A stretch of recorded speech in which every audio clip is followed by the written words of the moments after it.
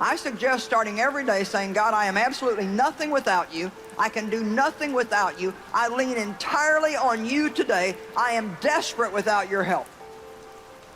And really, no matter how many victories I've had in the past, that doesn't guarantee me a victory today if I'm not leaning on God today.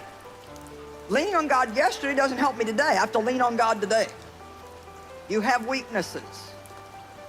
You have limitations. God has no limitations, but we have limitations.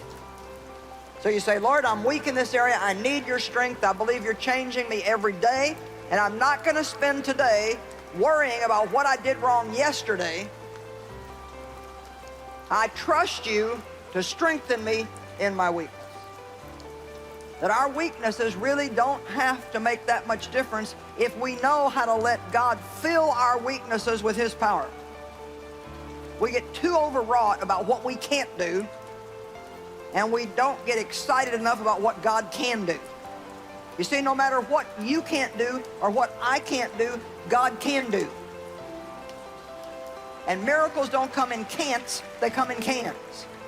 Well, we get what we believe for. Let's start believing that the power of God is available to us to see miracles in our lives and in other people's lives. We're not going to have miracles if we don't believe for miracles. We have to believe in the miracle-working power of God. When we go to God each day, the right attitude is, God, what is it you want me to do? What is my assignment? Not giving God orders, telling him what to do, how to do it. Rather, God, show me the best path. Show me how to overcome this problem. Show me how to accomplish my dreams. God wants us to rely on him, not some formula. Thinking, well, if I do this, and do that, and do the other, then God will bless me. If that's all it took, we wouldn't really need God. David understood this principle. In 2 Samuel 5, he had just been made king over Israel. When the Philistines heard about it, they came down to this valley to attack him. Now, David was a warrior.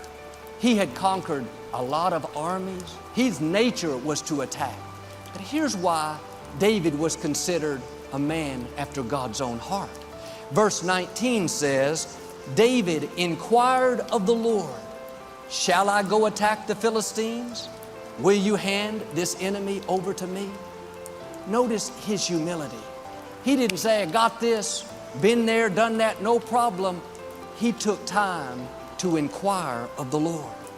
Before he went to battle, he got quiet and said, God, what do you want me to do? He was getting his daily direction. He didn't assume because something worked in the past, it was going to work right there. He asked a very significant question, God, will you hand this enemy over to me? Seems like that would be a given. He was just put in charge of the Israelites, God's chosen people. Surely God wouldn't let them be defeated. But the fact is, we're not supposed to fight every battle.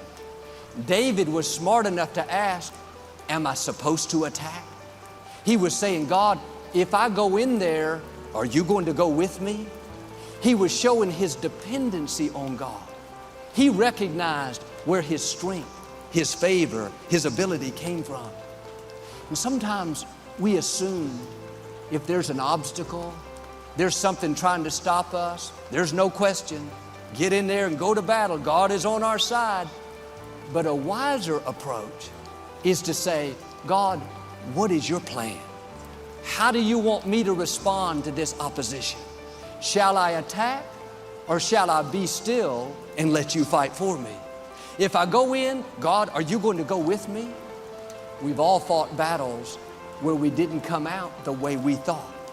Maybe it was because we didn't inquire of the Lord. Verse 19 goes on to say, the Lord said to David, go, for I will surely hand the Philistines over to you.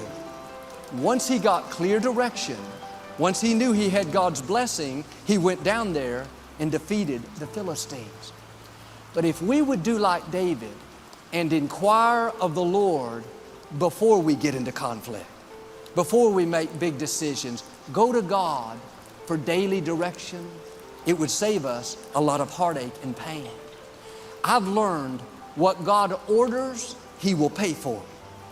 But God is not obligated to bring victory to battles that we're not supposed to be in. And yes, God is merciful. Yes, He'll help us. But it's much better to inquire of the Lord before you make important decisions. He doesn't want you to get hooked on a formula. He wants you to be hooked on Him. When you develop this habit of going to God for your daily bread, daily direction, saying, God, how do you want me to respond? How should I deal with this situation in my health, my finances? God, give me your wisdom, your insight, your favor. That's how God will lead you down the best path for your life.